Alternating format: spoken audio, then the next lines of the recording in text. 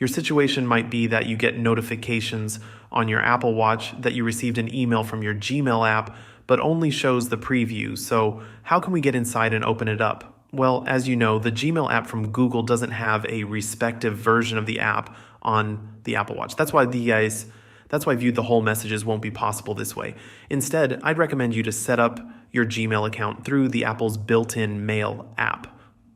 When you get to your settings on the iPhone, you can find the Mail section inside the app's settings page.